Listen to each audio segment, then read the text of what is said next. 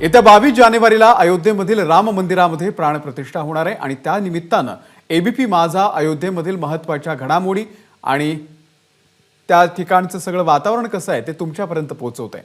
अयोध्येमधील हनुमानगडीचं महत्त्व काय आहे आणि एकंदरच अयोध्येमध्ये कशी तयारी सुरू आहे या संदर्भामध्ये महंत राजूदास महाराज यांच्याशी बातचीत केलेली आहे आमच्या प्रतिनिधी ज्ञानदा कदमनं।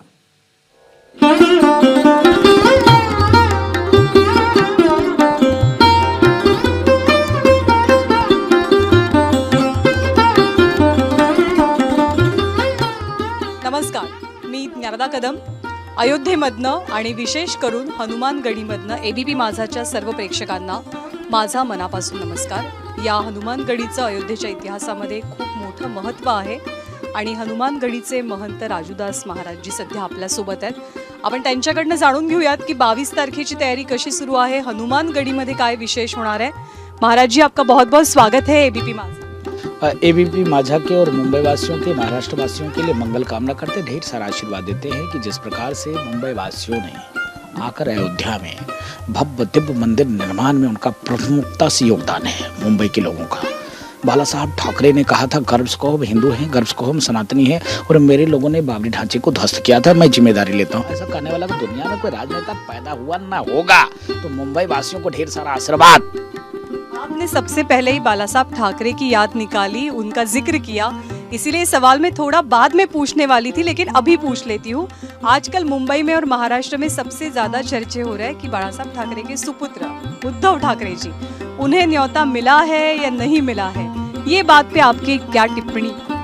स्वर्गीय बाला साहब ठाकरे की जो आत्मा है वो रो रहा होगा, इसलिए रो रहा होगा कि उन्होंने कल्पना किया था कि ऐसे राजनीति को मैं तिलांजलि दे दूंगा, पार्टी को ध्वस्त कर दूंगा, पार्टी को खत्म कर दूंगा कि राम विद्रोहियों के साथ मुझको सरकार बनानी पड़े। दुर्भाग्य है कि सोनिया एंटोनो माइनो के चरण में लेट गए।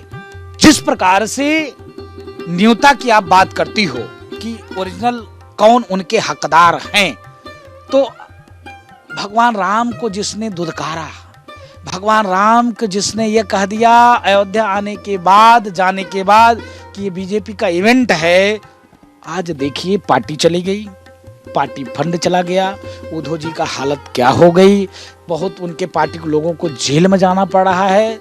दुखद है, निंदनीय पीड़ा होती है कि वो बाला साहब ठाकरे के बेटे हैं जिन्होंने कहा था गर्व से हिंदू है, आज उनके बेटे की स्थिति हो गई कि वो रामद्रोहियों के साथ खड़े हो गए। अयोध्या सिर्फ मंदिर का ही निर्माण नहीं, 22 जनवरी को देश की सांस्कृतिक आजादी का वो दिन है। ये पल, ये क्षण, ये अवसर बार बार नहीं आने वाला है। धर्म के आधार पर देश का बंटवारा हुआ लेकिन धार्मिक स्वतंत्रता हम लोगों को नहीं मिली थी। धार्मिक स्वतंत्रता मोदी जी और येगू जी के नेतृत्व में 22 जनवरी को हम लोग को मिलने जा रहा है।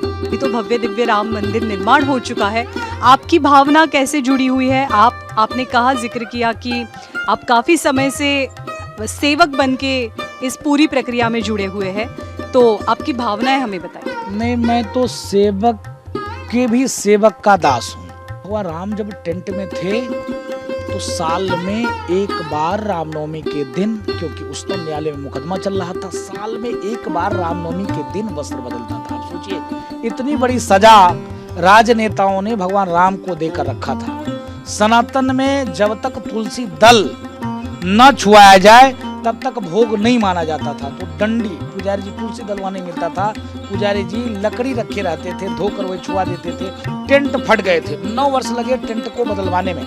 जब टेंट फटे तो टेंट के ऊपर से जब पानी गिर रहा था, जो मैं महसूस किया, जो मैंने देखा, जो भगवान के पास रह के देखा, टेंट फटे हुए थे तो भगवान के वस्त्र सड़ चुके थे और पुजारी को डर लगता था कि सेवा करने में कहीं मैं छू दूं तो भगवान वस्त्रहीन हो जाएंगे, नंगे रहना पड़ेगा, क्योंकि हम लोग प्राण प्रतिष्ठा करते हैं।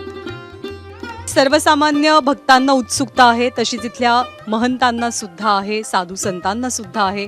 अयोध्या नगरी सज्ज झाली आहे प्रभू रामाच्या आगमनासाठी, त्याच्या स्वागतासाठी। कॅमेरामॅन प्रशांत मानेसह मी ज्ञानदा कदम, हनुमानगडी, अयोध्या।